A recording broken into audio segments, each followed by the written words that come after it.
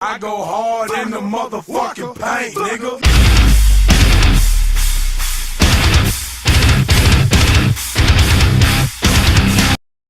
I don't even remember my own lyrics half the time. What's up? We're Merchants, and you're watching CaliberTV. Where do I go now? Maybe this time through. I've been through it. So where so now? I will make up for the things that I've done. What's up? You're here with Merchants. If you guys could introduce yourselves and tell us what you do in the band. How you guys doing? I'm Zach. Play the drums. What's that? I'm Zach and I play the drums. I'm Matt and I play guitar. I'm Jack, and I do screaming vocals. I'm Simon and I play guitar and the skin flute. You guys released a 6-track EP called My Anchor, My Burden. Do you guys plan on dropping an album? Right now, it's a little early to tell. I mean, obviously, we just dropped that album here, like, what, has it been 2 weeks? I think we're coming up on a month almost. On the 24th, it'll be a month. So We're probably gonna just try and ride that and keep that going as long as we can, because we worked on that music for almost 6 months straight of just grinding, and then it had been completed and it had been sitting there. So we're just happy to have it in people's hands, and the feedback we've been getting is awesome. So we're just gonna enjoy the high of finally having some music out and giving it to what we want. So My Anchor, My Burden. What does that mean to you? My Anchor, My Burden for me is representative of, an anchor as a standalone object. It basically holds you down and it holds you in place. And for me, part of life is with whatever my vice is, whether it be addiction or whether it be a difficult relationship or work or music or struggle or whatever, that thing you have to pick up and you have to put it on your back and you have to walk with it. And so as much as we like to chase the things that we love, those same things sometimes drag us down. And for me, that's kind of what this whole album talks about, is the time period kind of for the past year or two of our lives that, feedback from everybody, putting it together, and that's pretty much sums it up.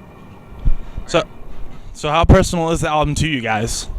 I think the album's tremendously personal, I think, but that rule kind of applies to anyone that's a musician and creates music, regardless of the genre. Those songs somehow mean something to you. But I think personally, it means a lot to all of us. Am I right? I mean, Yep, I love it. I don't want to write, music that's meaningless and that people don't give a shit about and there's no passion behind it. Otherwise, we're wasting our time. So what's the fan response been since you guys dropped it? Awesome. We had a lot of people that were mad at us because of how long it takes to get out, and we want to thank you guys for sticking with us. The music releasing process it's timely. You have a lot of hands in it and a lot of people that want you to do different things with it. And the response from the fans, especially the people since day one, have been incredible. And we're growing and growing every day. Our Facebook explodes, and we keep getting private messages about how touched people are by the lyrics and how it's affecting them in ways that, maybe we didn't even intend it written, but that's what they're deriving from the lyrics and the content. So it couldn't be better. We're really stoked on the album. So who's your guys' dream label? Obviously Universal, Republic, Columbia. As far as these labels, I wouldn't put any particular one on us. You know what I mean? We're down to just work hard regardless of a label, or if somebody wants to support us, no matter what label it is, that doesn't matter to us. You know what I mean? Just as long as we get the love that we give in return, then it's all good. For me, getting on the Artery Foundation was a huge deal for me because I'm a Sacramento native, born and raised, and I've been watching those guys do their thing out here forever. And for me, that was the milestone we wanted. As far as labels, somebody that's willing to support us. As much as we put into this, labels got to help their artists and be able to get through and kind of break through to that next level. So we're open to anybody that is willing to love us as much as we're willing to love them and make it happen. Pretty much what he said. Same thing. Yep. Yeah. Some questions. Don't worry, we have some questions that you guys will answer I'll answer in a second. They're both twiddling their fingers. So, who's your guys' inspirations? Ooh, God, I always get stumped on this, and I always want to say a really good one. I believe I said this in an interview before, but I got to say Deftones. You know what I mean? Like, Deftones are one of the big ones to me. As far as modern day rock and bands that are out there right now that I really like, I'd say probably I really like the new Bring Me the Horizon. I think those dudes did something super unique with that album for sure. Yeah, that Bring Me the Horizon album is definitely next level. For me, that's the 2013 album of the year. As far as my motivation when I sit down and I write lyrics, Lately, I've been listening to a ton of The Weeknd, like I have for quite some time. There's been quite a few like hip hop artists that are getting away from the like money hoes and bitches, and they're transferring to more about like real life stuff. And I don't know, they've been speaking to me a lot for some reason lately, and it's a cool way to find inspiration outside of the scene. Because if we listen to scene music and we listen to scene lyrics, guess what? We sound just like every other band in the scene. But if you find other music that's out there, whether it's old industrial music like Nine Inch Nails or The Weeknd, even Drake and stuff, sometimes inspires me to try and bring some levels of what they're doing without sounding like rap to the metal scene. And I don't know, that's where I find my inspiration. Let's say Tool, for like older band. Something kind of new is like Emery. They've been a big inspiration since like day one, since I started music. For me, I've always been connected with like an old Seosin type deal.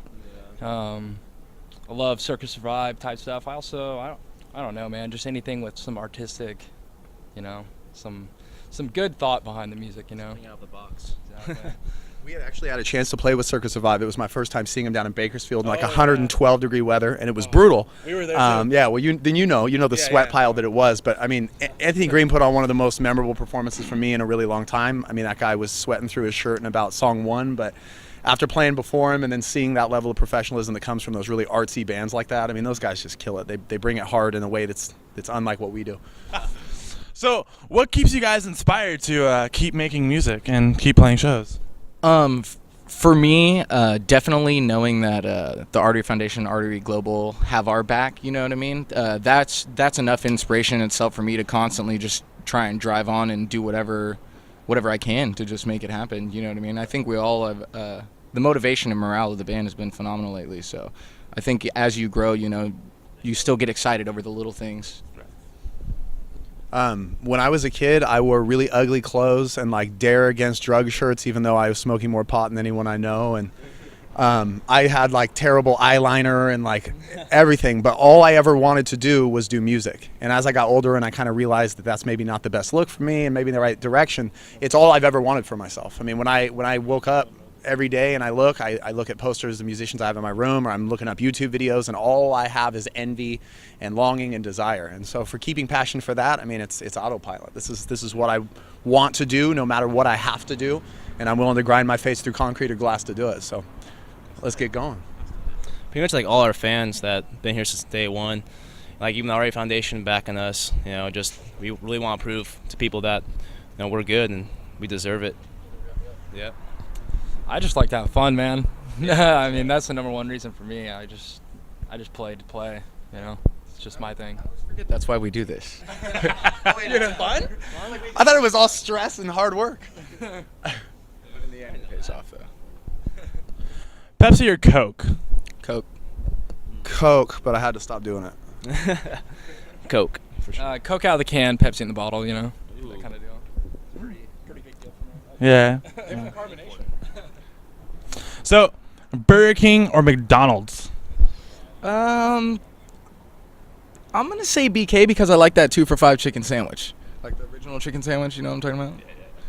I will get an oatmeal only from McDonald's because it's the only healthy thing in either of those places, because it leads to American obesity, which is an epidemic, and y'all are fat and disgusting and gotta pull it together, and it's easy to do it. Quit eating like shit. Don't eat either. That's my answer. I would say the BK Lounge, for sure. BK for sure. Yeah. So BK. Elmo or Ernie? I feel like Ernie's a dumbass, so I'm gonna go with Elmo, even though Elmo's not necessarily like more intelligent or anything. I remember those Tickle Me Elmo dolls when they ran out of batteries, sounded like they were possessed, and they're like, and they were pretty petrifying. But so I'm gonna go Ernie out of default because those things creep me the shit out. Say Elmo. Dude, Ernie for me. Yeah. It's that hair combo cock-shaped head thing that did it. Anyone with a mustache likes Ernie. So, we got Bert over here. Okay, tits or ass, and you cannot choose both. You have to choose one. Tits. Oh God, I want a motorboat booty all day, every day. I love ass more than anything on this planet. Cash money, cars don't matter. It's all about that ass. Lately I'm on the ass kick, so. Yeah. I've been on the ass kick for a while. Yeah. For a while, but I kind of got bored. I got Like slap a titty a couple times, like, but that has so many options that I'm into that. push-ups and stuff. Plump it up. Yoga pants. That's the shit. So if you guys were in a zombie apocalypse, what would be your survival strategy? I have a friend, Ross, that is firmly believes in the zombie apocalypse, and not necessarily just the zombie apocalypse, but in just world order failing. So I'm definitely going to his house like as soon as that shit happens. I have plans if I'm dead. I already have in my will and testament the way that I wish to be buried in order to preserve. So I'm one of those like tight-faced zombies, not like the maggoty zombies. So I'm kind of fashionista, and I have my outfit picked out in case I die before. If it happens before that, though, my plan is I don't know. I'm pretty survivalist. I watch a lot of Man vs. Wild and Dual Survival, and I assume since I watch those, I'm a complete professional. So it's safe to say that I'm going to be able to kill thousands of them with my bare hands and outlast in the woods. So. Yeah. And everything I see Bear Grylls do, I'll be like, I could fucking do that. I can fucking do it way better. Knowing how I can scale a 40-foot cliff like freehand. With my bare hands and in a thong, yeah. I think I would just die immediately. So I'll just get it over with and just shoot myself in the head. I'd go like probably like I'd go like kidnap a farm, or not kidnap. Kidnap? Oh my God. He's sick. What do you go? Hijack, commandeer. I'd build like 5 fences around a farm. Just chill out, dude. And get hella high. Dawn of the Dead style. You can't get me. So Halloween or Christmas? Halloween, definitely. I like hanging up. I mean, I love gifts, you know, but I think most importantly, I just like being someone else for a day, you know. Well, seeing as they put up those decorations for me, because my birthday is December 24th, feel free to send me gifts. Like all those lights and everything, and then they have the little baby of me they put in front of homes. So since that is technically supposed to be my day, I'm going to definitely say Christmas. But Halloween is a personal favorite of mine. Costumes, women in those costumes, it's too much. So if I had to make a final choice, I'd say Halloween, because everyone loves getting dressed up and being really stupid for no reason. I do that every day. Say Halloween, for sure. Why? Get to dress up, hang out at parties. Yeah. Christmas for me, man. I love Christmas. I love watching Home Alone. You're such a fag. Look what you did, you little jerk. So don't forget to check out Merchants and their new EP, My Anchor, My Burden, and check them out on Facebook.